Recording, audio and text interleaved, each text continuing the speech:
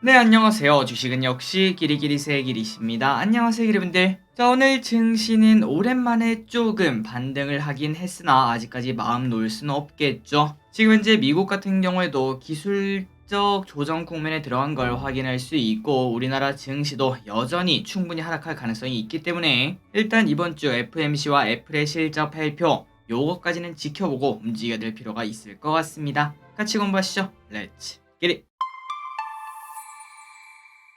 자, 오늘 코스피는 0.3% 상승, 코스닥은 1.1% 상승으로 그래도 마지막에 조금 떨어지나 싶더니 다시 쭉 올라서 마무리가 되어 진심으로 다행입니다. 그리고 이 와중에 몇몇 개만 오르는 게 아니라 전체적으로 상승하는 모습을 나타내 오늘장은 이렇게 정리할 수 있겠네요. 최근 들어 많이 하락했던 친구들, 대표적으로 로봇 관련주, 2차전지 관련주 등등 그 친구들이 오늘 조금 힘을 썼습니다. 그래서 결국 코스피 오늘 2311에서 마무리가 되었고 오랜만에 양봉을 하나 만들어냈죠. 다만 이 와중에 3전은 보합권으로 마무리가 되었고 코스닥도 비슷한 차트를 만들긴 했지만 기름들이 보시다시피 아직까지는 떨어지는 칼날인 걸 충분히 확인할 수 있습니다. 그렇기 때문에 여전히 일단은 보수적으로 보자고 말씀드리고 싶고 다만 이 와중에 에코프로비엠 오랜만에 4% 상승했네요.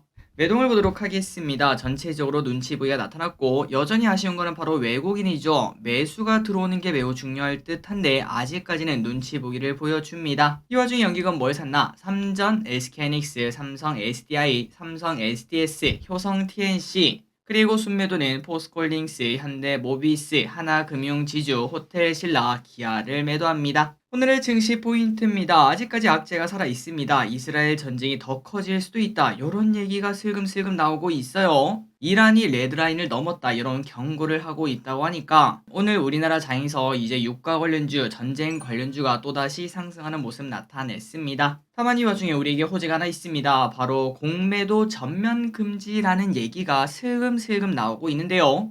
물론 이게 코스피가 2300 지금 라인에서 나오진 않을 겁니다. 추가적으로 더 하락해서 이제 반대매매 이야기가 한 번 더 나오고 야 이거 이러다가 다 죽겠다 라는 이야기가 나올 때쯤 지수로 보면은 코스피가 일단 최소한 2200 정도는 깨져야라고 볼 수 있겠죠. 다만 그 정도 하락하게 되면은 이렇게 공매도 전면금지 카드가 나올 수 있고 그렇다면 우리가 코로나 때 그랬던 것처럼 또다시 빠르게 반등을 해볼 수도 있기 때문에 뭔가 우리 입장에서는 안전벨트 하나 정도 생겼다라는 해석을 해볼 수 있습니다. 당연히 큰 호재라고 말할 수 있겠네요. 그리고 환율 같은 경우는 6.5원 하락해 1351원, 유가는 85.54달러. 아시아 증시는 전체적으로 분위기가 나빴습니다. 우리나라가 선방했네요. 니케이는 1% 하락, 상해는 0.2%, 항생은 0.3% 각각 상승 및 하락했습니다. 미국 선물이 많이 반등하고 있습니다. 이것 때문에 우리가 오늘 살았죠. 0.7%나 오르고 있고 코스피 선물도 외국인의 3천억대 매수, 콜옵션 매수, 풋옵션 매도가 나타나며 상방을 향해 베팅하는 걸 볼 수 있습니다. 쇼핑을 보겠습니다. 개인, 호텔 신라, 기아,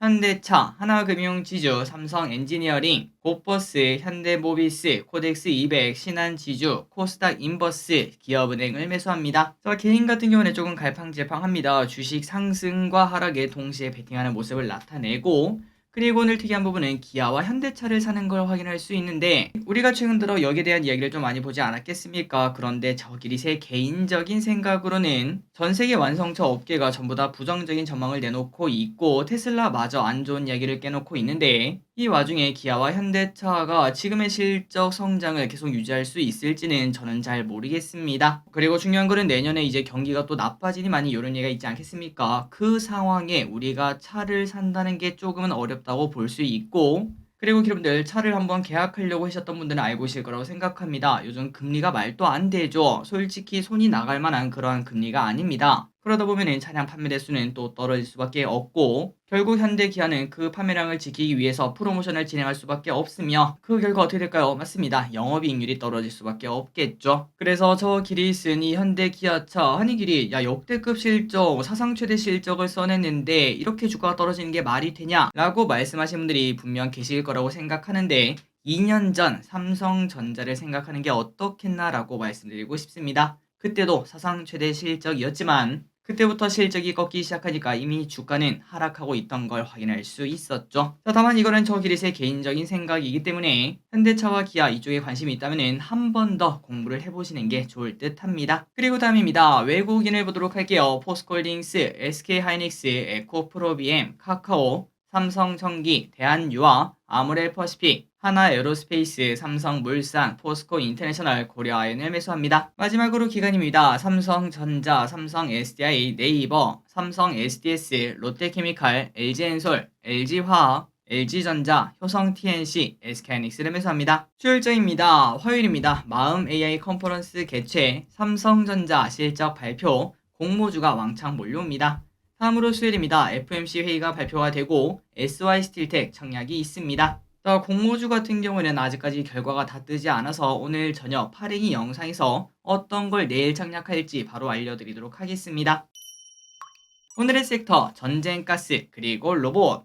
이스라엘 전쟁이 길어질 것 같다는 전망이 나오고 있습니다. 그러자 계속 하락했던 중앙에너비스나 흥구석유가 오늘 또다시 20%가 넘는 급등을 해냈고요. 그리고 급동유화도 10% 상승, 대성산업도 8% 상승하는 모습을 보여줍니다. 또한 방산도 빼놓을 수 없겠죠. 하나시스템 10% 상승, LIG넥스원 5% 상승으로 이쪽에도 좋은 흐름이 나타났으며 포스텍도 6% 상승, 한국항공우주도 4% 상승, 그리고 풍산도 7% 상승, 한일단조도 9% 상승합니다. 그리고 덩달아 우주통신 관련주도 좋았습니다. 저게도 위성통신사업 예타 조사 대상 선정 유력이라는 소식에 인텔리안테크 3% 상승, AP위성 3% 상승, 그리고 유가 상승 기대감 플러스, 그리고 지금 현재 중국이 조금 돌아간다 뭐 이런 얘기가 나오지 않겠습니까? 그런 분위기인지 석유화학주가 조금 좋은 흐름을 나타냈습니다. 대한유화 8분기 만에 흑자 전환 소식에 대한유화 10% 상승, 롯데케미칼 7% 상승, SKC 2% 상승, 금호석유 5% 상승, 로봇주가 좋았습니다. LGU 플러스, 현대차 MOU 소식, 그 다음에 로봇 예산안이 뭐 나온다 뭐 이런 루머와 중국 고령화가 되면은 로봇이 더 성장할 수밖에 없다 이런 얘기가 등등 나오며 오랜만에 두산 로보틱스가 27% 급등, 레인보우 로보틱스가 5% 상승합니다.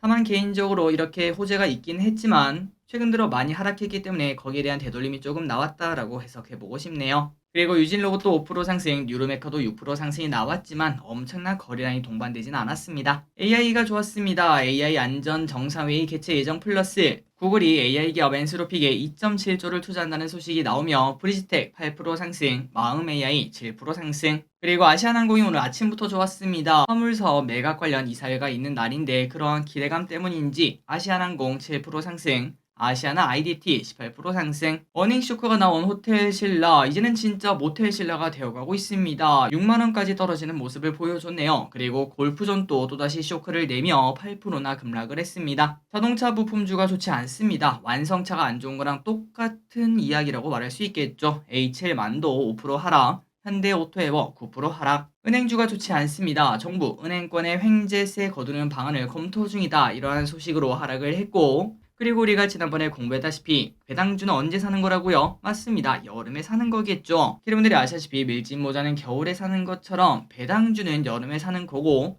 결국은 가장 더울 때쯤 8월 17일 이때부터 은행주는 쭉쭉 오르더니 이제는 추워지기 시작하는 9월 말 10월 초가 되니까 고점을 치고 하락하는 걸 확인할 수 있습니다. 이런 부분을 우리가 항상 생각하면서 투자할 필요가 있겠죠. 그리고 신한지주도 2% 하락, 기업은행 또 3% 하락, 광동제약 5% 상승합니다. 썬키스트 국내 사업권 계약 체결 소식, 그리고 하이브는 자회사가 AI 음성 신기술을 2개 공개한다 이런 얘기에 3% 상승, 툴젠 같은 경우는 세계 첫 유전자 가위 치료제 승인 검토 소식에 기대감 때문에 16% 상승합니다. 클리노믹스는 22% 상승합니다. 혈액으로 암 조기 예측 진단 방법 특허 확보 소식이 나왔습니다. 오늘의 시황전은 여기까지 끝났습니다. 항상 이렇게 같이 공부해주셔서 진심으로 감사합니다. 지금까지 길이셨습니다. 빠이요.